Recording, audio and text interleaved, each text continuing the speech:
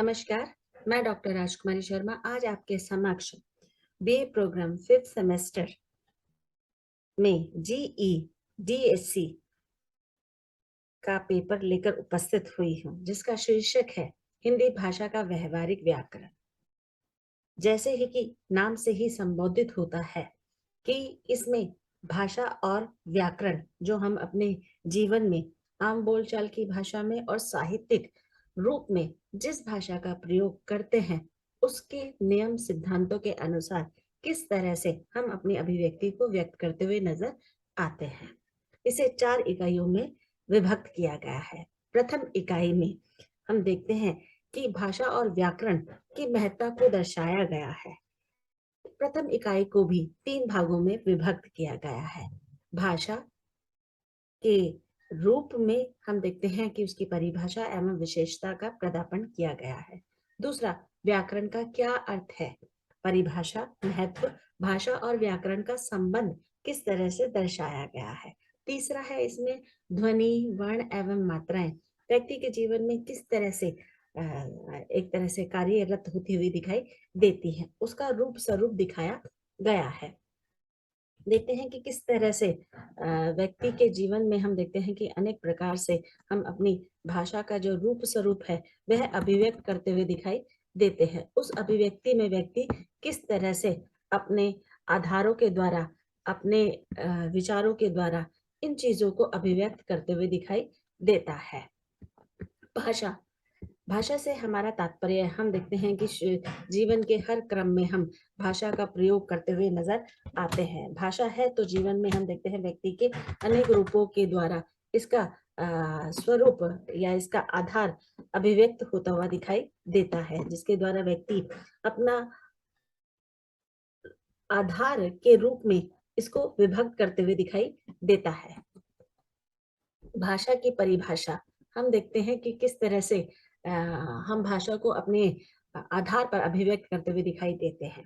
जैसे कि हम देखते हैं कि मानव सभ्यता या मनुष्य सभ्यता का विकास जब नहीं हुआ था तब मनुष्य अपने भावों और विचारों को दूसरों मनुष्य के साथ यानी कि दूसरे मनुष्य के साथ के समक्ष व्यक्त करने में असमर्थ था, क्योंकि हम देखते हैं कि जब तक भाषा का लिखित रूप नहीं है, जैसे हम मौखिक रूप में उसके अभिव्यक्ति तो देते हैं और अपने विचारों का आदान प्रदान भी करते हैं, पर सामने वाला व्यक्ति उसे कितने आधार पर, कितने स्वरूप पर, कितनी इच्छा शक्ति के ऊपर उसे अभिव्यक्त करता हुआ दिखाई देता है। आरंभ में उसने इसके लिए संकेतों का प्रयोग करना शुरू किया। जैसे कि हम देखते हैं कि हम अपने जीवन में अनेक प्रकार के संकेत देखते और सुनते हुए दिखाई देते हैं, उससे ही हम अपने आधारों को अभिव्यक्त करते हुए दिखाई देते हैं। जैसे हम संकेतों के माध्यम से अनेक प्रकार के सांकेतिक रूप को प्रस्तुत करते हुए दिखाई देते हैं। सिर, हाथ, पैर, शरीर के अन्य अंगों का प्रयोग कर अपने भाव बताने का भरसक प्रयास करते हैं। धीरे धीरे ध्वनि संकेत कब भाषा बनते चले गए पता नहीं चला। पहले केवल मौखिक रूप का ही प्रयोग करते थे। जैसे कि मैंने आपको भी बताया कि अगर हम इतिहास देखते हैं तो उसमें हम प्राचीन काल की बात करते हैं या आदि मानव काल की बात करते हैं तो वहां पर प्राय देखा जाता था कि मौखिक रूप में ही संवादों का प्रयोग होता हुआ दिखाई देता था और उन संवादों के द्वारा ही व्यक्ति अपने आचार विचार या अपने भावों को प्रस्तुत करता हुआ दिखाई देता था। लेकिन धीरे धीरे लिखित रूप का भी प्रयोग होने लगा, क्योंकि मौखिक अभिव्यक्ति में हम जितनी भी संप्रेक्षित रूप को प्रस्तुत करते हैं उनको एक तरह से याद रखना, स्मृति में रखना बहुत ही मुश्किल कार्य था, क्योंकि हम देख रहे हैं कि किस तरह से व्यक्ति का जो विकास है वह कालों के आधार पर एक तरह से निरंतर विकसित होता चला गया है, तो उसमें लिखित रूप का जो महत्व है वह अधिक सार्थक होता हुआ दिखाई देता है। भाषा वह सशक्त माध्यम है जिसके द्वारा मनुष्य अपने भावों का आदान प्रदान बोलकर या लिखकर प्रकट करता है, जिसे हम मौखिक या लिखित रूप में कहते हैं। जैसे कि हम देखते हैं कि हिंदी, संस्कृत, उर्दू और पंजाबी अनेक प्रकार की भाषा हैं जिसमें व्यक्ति अपने भावों, विचारों और अनुभवों का जो आदान प्रदान है उसे एक तरह से प्रस्तुत करता हुआ दिखाई देता है। भाषा के जो दो रूप है, मौखिक और लिखित, उसमें पहला है मौखिक। मौखिक से हमारा तात्पर्य है, इसे हम कथित भाषा भी कहें तो अतिशोक्ति नहीं होगी। जब हम भाषा का प्रयोग बोलकर करते हैं, जैसे भाषण के द्वारा।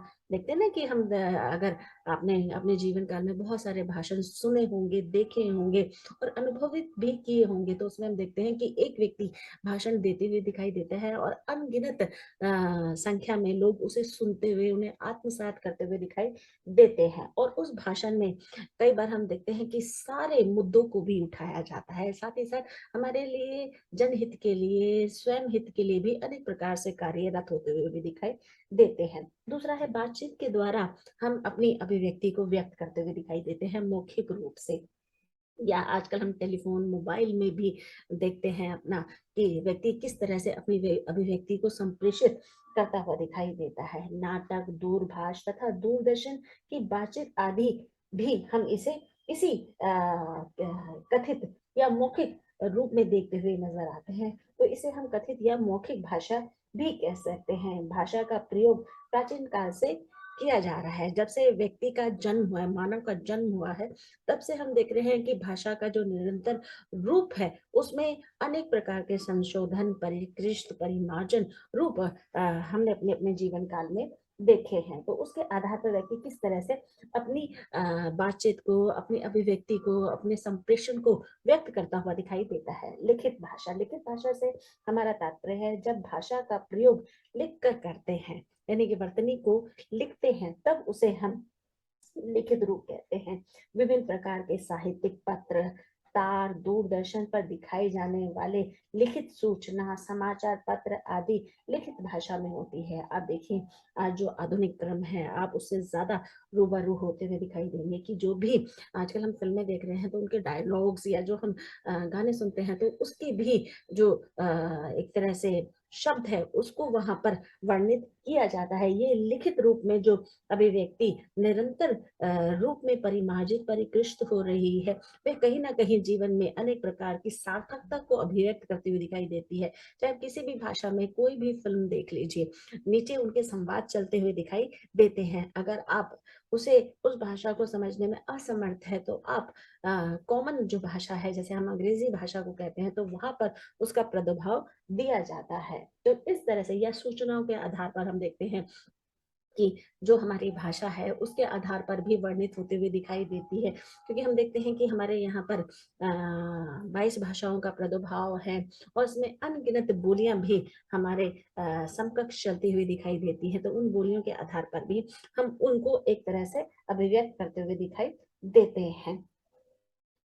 भाषा का लिखित रूप अत्यधिक महत्वपूर्ण है, क्योंकि इसमें जो भी हम लिखते हैं, वह सालों साल हमारे साथ रहता हुआ दिखाई देता है, या आने वाली युवा पीढ़ी के लिए वह कहीं ना कहीं कारगर होता हुआ दिखाई देता है। भावों और विचारों को लिखकर उसमें सुरक्षित रखा जा सकता है। यानी कि जो चीज हमने एक बार लिख दी, जिस भी हम स्थिति, परिस्थिति, समस्या, विसंगति या विडंबनाओं के घेरे में घिरे हुए दिखाई देते हैं, तब जाकर हम उसको वहां पर अपनी अभिव्यक्ति उस काल, उस वातावरण के अनुसार लिखते हैं, तो कहीं ना कहीं वो सब संवाद हमारे सुरक्षित रहते हुए दिखाई देते हैं। तो इस प्रकार कहा जा सकता है कि जब भी हम किसी भाषा का प्रयोग करते हैं या किसी बोली का प्रयोग करते हैं, तो उसमें हम देखते हैं कि किस तरह से व्यक्ति अपनी अभिव्यक्ति का जो रूप है, वह कहीं ना कहीं अभिव्यक्त करता हुआ दिखाई देता है।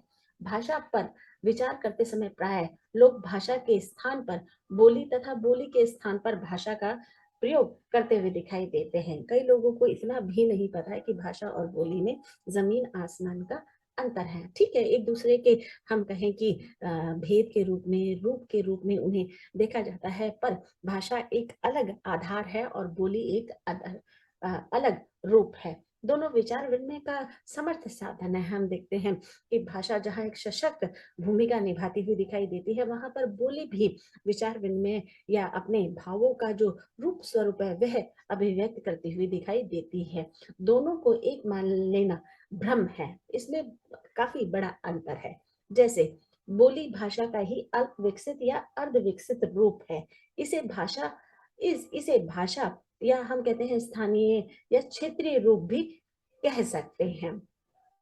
हम देखते हैं कि छोटे क्षेत्र में प्रयुक्त होती हुई दिखाई देती है। जैसे कि हम देखते हैं हमारे यहाँ पर 16 बोलियां हैं, उन 16 बोलियों में हम देखते हैं, और ये कहा भी गया है विद्वानों द्वारा, एक तरह से कथित संवाद है कि 5-10 किलोमीटर में ही दूरी पर ही हम देखते हैं बोली में परिवर्तन आता हुआ दिखाई देता है। बोली में लिखित साहित्य की रचना नहीं की जा सकती, किसी किसी बोली में कुछ साहित्य उपलब्ध जरूर है।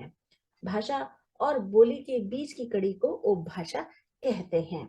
उपभाषा से हमारा यहाँ तात्पर्य है कि भाषा का छोटा रूप, जिसे हम कहते हैं ना कि जैसे शब्द है, शब्द मिलकर उपवाक्य बनते हैं, उपवाक्य मिलकर वाक्य की श्रेणी में आते हुए दिखाई देते हैं, उसी प्रकार से भाषा का छोटा रूप उपभाषा है।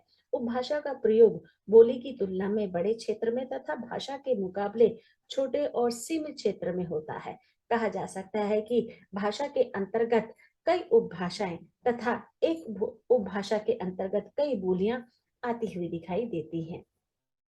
यहाँ पर 5 प्रकार की उपभाषा है: पश्चिमी हिंदी, पूर्वी हिंदी, राजस्थानी, पहाड़ी और बिहारी आदि का रूप स्वरूप देखा जा सकता है। भारतीय आर्य भाषाओं का वर्गीकरण 3 रूपों में विभाजित किया गया है। देखिए, जब भी हम भाषा के इतिहास को जानने का प्रयास करते हैं तो सर्वप्रथम रूप में हम देखते हैं कि भाषा किस तरह से विकसित होती चली गई और उस विकसन में किस तरह की क्रिया प्रतिक्रिया काल के अनुरूप होती हुई भी दिखाई देती है, क्योंकि हम बिना काल के किसी भी भाषा का विकसित रूप नहीं जान सकते हैं, ना ही उसका व्याकरणिक रूप जान सकते हैं। इसलिए इसका जो अहम और हम कहें कि महत्वपूर्ण भूमिका है वह कालों से होती हुई गुजरती हुई दिखाई देती है। तो काल को हम देखते हैं भारतीय भाषाओं के अनुसार 3 आधारों पर विभक्त किया गया है, 3 कालों में विभक्त किया है। जैसे प्राचीन भाषा है, तो प्राचीन भाषा को हम देखते हैं वैदिक और लौकिक भाषा के अंतर्गत विभक्त किया गया है। मध्यकालीन भाषा भक्ति और रीति में ब्रज अवधि भाषा का प्रयोग उसमें दिखाई दिया है। आधुनिक भाषा में अपभ्रंश भाषा का क्रम विकसित होता चला गया। हम हिंदी साहित्य की दृष्टि से देखें तो उसमें भी 4 कालों के आधार पर भाषा किस तरह से विकसित होती चली गई उसका पूर्ण इतिहास वहां पर दर्शाया गया है। जैसे हम देखते हैं कि उसमें आदिकाल, भक्तिकाल, रीतिकाल और आधुनिक काल। हम भाषा के संदर्भ में देखते हैं कि वैदिक और लौकिक भाषा, वैदिक से हमारा तात्पर्य वेदों ग्रंथों द्वारा रचित भाषा को हम वैदिक क्रम के आधार पर रखते हुए दिखाई देते हैं। जैसे उपनिषद हो गए, पुराण हो गए और हमारे अनेक प्रकार के ग्रंथ। लौकिक भाषा से हमारा तात्पर्य है कि ये लोक द्वारा प्रचलित भाषा को हम लौकिक भाषा कहते हैं। इसमें लोक के द्वारा जिस प्रकार के पौराणिक ग्रंथ हैं या इतिहास है उसको वहां पर देखा जा सकता है। जैसे रामायण और महाभारत हमारे यहाँ पर पौराणिक ग्रंथ हैं, जिसमें हम देखते हैं कि एक तरह से जो भाषा का जो रूप है वो बहुत ही सहज आम बोलचाल की भाषा प्राकृत रूप में उसका प्रदापण किया गया है।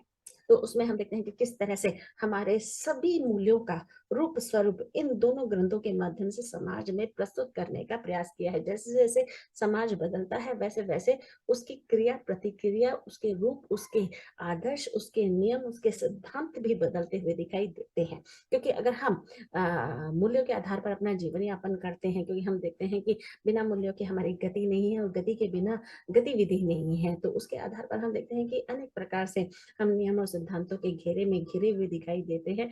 और ये हमारे जीवन का एक तरह से महत्वपूर्ण आयाम भी है, जिसके द्वारा व्यक्ति अपने व्यक्तित्व का जो रूप स्वरूप है वह विकसित करते हुए दिखाई देता है। मध्यकालीन भाषा में हम देखते हैं कि 2 भागों में से विभक्त किया है, भक्तिकाल और रीतिकाल।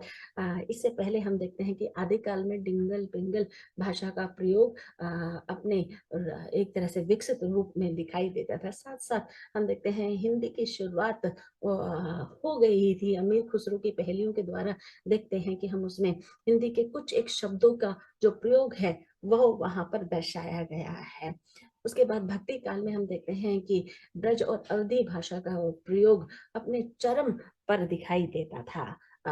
और उसमें हम देखते हैं कि किस तरह से जो भक्ति काल के 4 स्तंभ हैं, कबीरदास, सूरदास, तुलसीदास और जायसी, मलिक मोहम्मद जायसी ने किस तरह से ब्रज और अवधि में अपनी रचनाएं, अपनी साहित्यिक रचनाओं का जो रूप स्वरूप है उसमें अनेक प्रकार से जो हिंदू संस्कृति या अनेक प्रकार की संस्कृति या ऋतुओं का जो वर्णन किया है वह अनुपम है।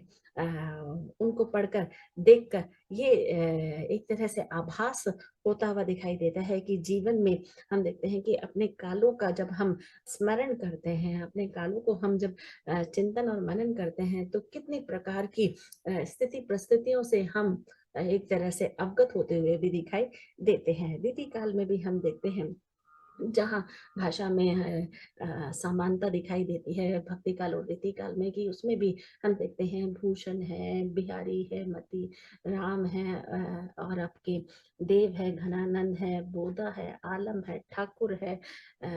इसमें हम देखते हैं कि अनेक प्रकार के जो कवि हैं वह कहीं ना कहीं अपने राजा के आश्रम में पलकर अपना जीवन यापन कर रहे थे, और वहीं पर साहित्यिक रूप से अपने आप को बहुत ज्यादा एक तरह से उस स्थिति परिस्थिति के अनुकूल भी करते हुए दिखाई दे रहे थे। इस काल में भी जो रचनाएं हुई, साहित्यिक रचनाएं हुई, उसमें वह अनेक प्रकार से भाषा का जो रूप स्वरूप है वह कहीं ना कहीं परिवर्तित होते हुए भी दिखाई दिया, क्योंकि हम देखते हैं कि रीति काल के अंत में अपभ्रंश भाषा का जो नींव रखी गई वह कहीं ना कहीं आधुनिक काल में उसकी एक तरह से विकसित रूप वहां पर दिखाई दिया। इसमें समाज सुधारक, इसमें जनहित में कार्य करने वाले विद्वान, आचार्य, पुरोहित सभी ने अपनी महत्वपूर्ण भूमिका निभाई है, जिसमें हम देखते हैं कि महावीर प्रसाद द्विवेदी जी ने भी, अगर इनका नाम नहीं लिया जाए तो एक तरह से हम इस विकास को पूरा नहीं कर पाएंगे। तो उन्होंने अपने जीवन काल में हिंदी, अपना पूरा जीवन काल है हिंदी को ही समर्पित कर दिया। भारतेंदु जी ने भी अपने जीवन में अनेक प्रकार से हिंदी के प्रति जो अपनी या देश के प्रति या जीवन मूल्यों के प्रति अपनी जो आत्म इच्छा वहां पर दिखाई है वह देखते ही बनती है। तो हम देखते हैं कि आधुनिक काल में भी अपभ्रंश भाषा का विकास होता चला गया, और इसमें हम देखते हैं इससे पहले जो हम मध्यकाल की बात कर रहे हैं तो उसमें पाली, प्राकृत और अपभ्रंश भाषा का भी जो रूप स्वरूप है अपने क्रम में बढ़ता हुआ दिखाई दिया।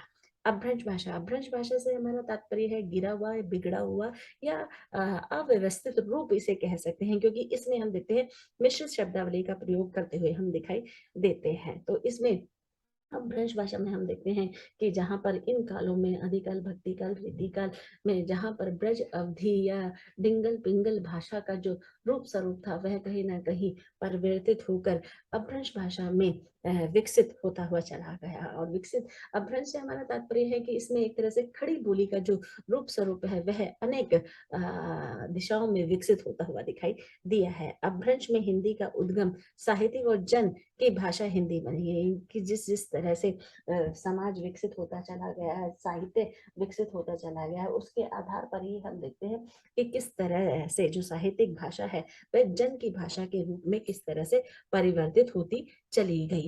और इसके आधार पर ही हम देखते हैं कि भाषा की विशेषताएं, देखिए हम जब भाषा की बात कर रहे हैं और निरंतर हम कालों के आधार पर, जीवन के आधार पर या आम बोलचाल की भाषा पर, साहित्यिक भाषा में, तो उस तरह किस तरह से हम देखते हैं कि भाषा में जब हम इन स्थिति परिस्थितियों को देखते हैं तो उसके आधार पर किस तरह से व्यक्ति अपने जीवन के क्रम को वहां पर जीते हुए दिखाई देता है।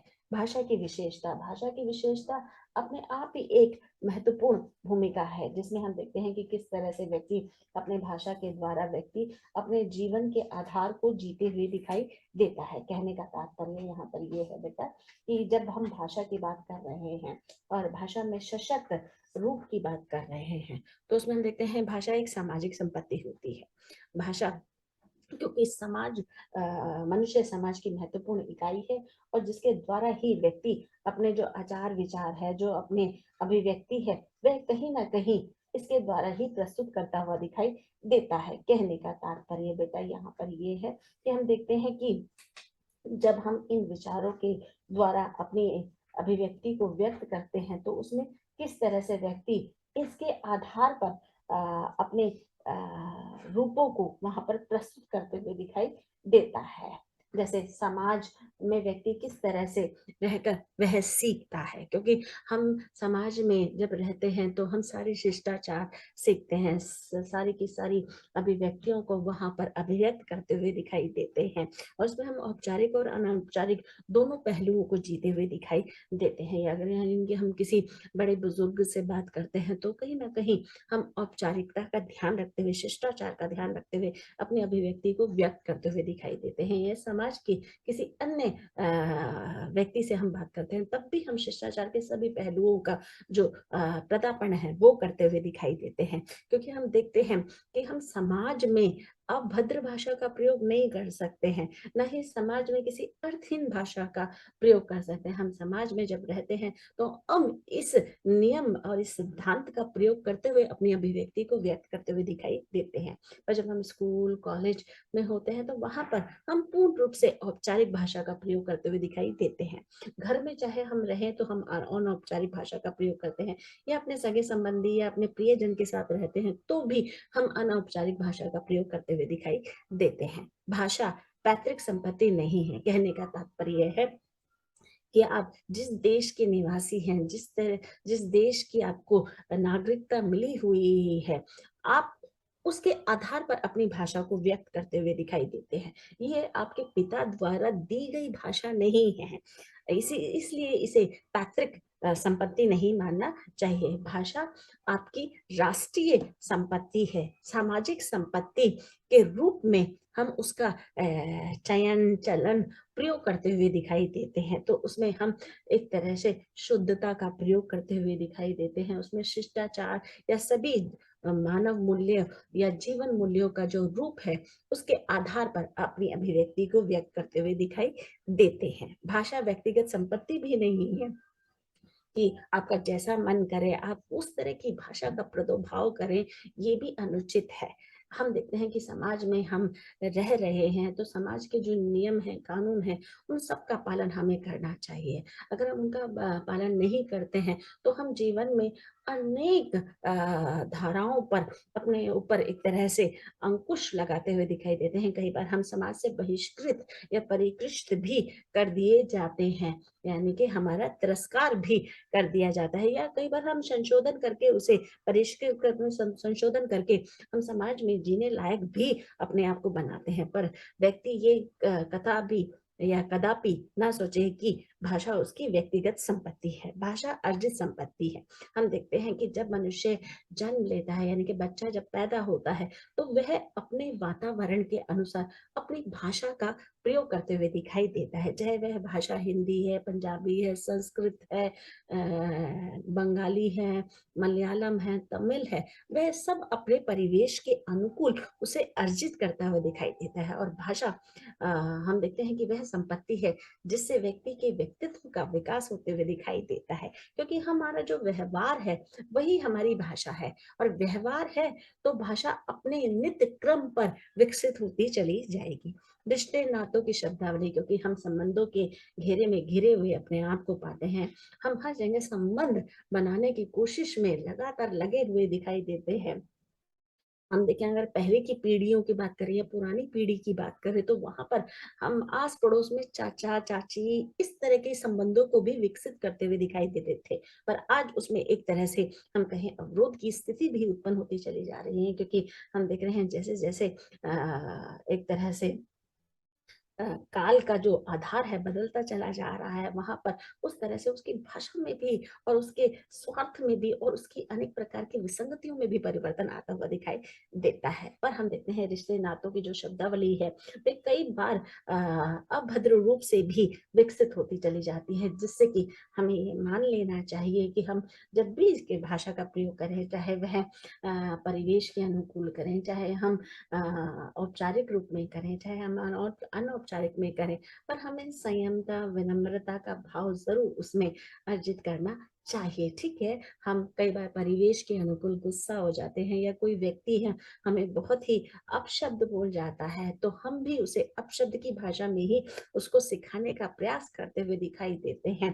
पर ऐसा कहा जाता है और विद्वानों द्वारा कथित है, पूर्वजों द्वारा निर्मित है या कहा गया है कि हम किसी दूसरे व्यक्ति के जैसे नहीं बन सकते हैं। हमारा जैसा हमारा खुद का अस्तित्व है, हमारी व्यावहारिकता है, उसके आधार पर हम अपनी अभिव्यक्ति को व्यक्त करते हुए दिखाई देते हैं। ठीक है, हमारी इंद्रियां काम जरूर करती हैं, पर उन इंद्रियों में हम संयमता का भाव ला सकते हैं, जो बहुत ही मुश्किल कार्य है पर नामुमकिन नहीं है।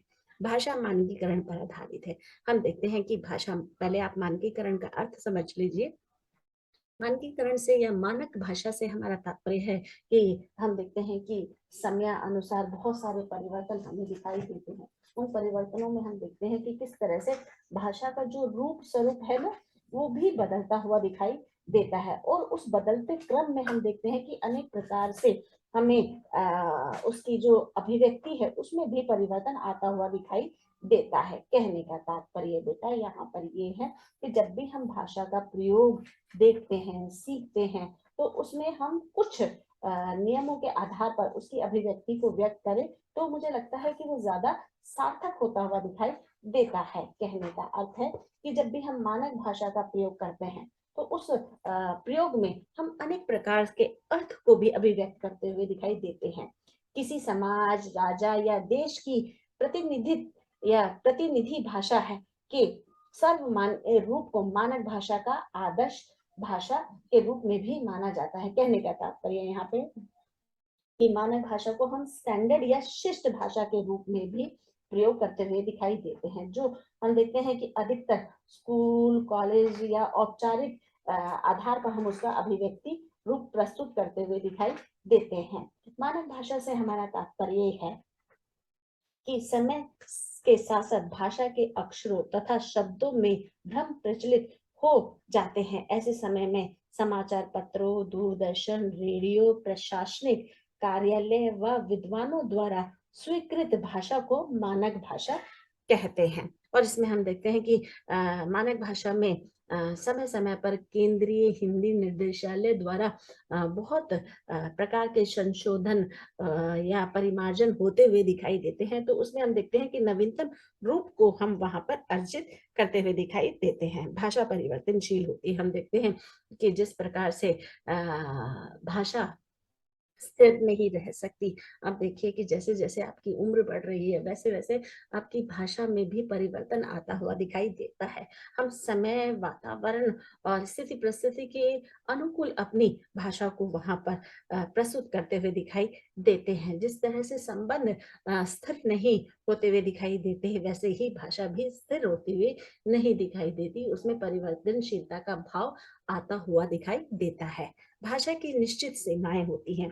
हमें ये जरूर ध्यान में रखना चाहिए कि किस प्रकार से हम अपनी शब्दों की अभिव्यक्ति करें, किस प्रकार से हम अपनी भाषा की अभिव्यक्ति करें। जो जो नियम सिद्धांत उसमें लागू किए गए हैं व्याकरणिक दृष्टि से, उसका हमें पालन करते रहना चाहिए। धन्यवाद।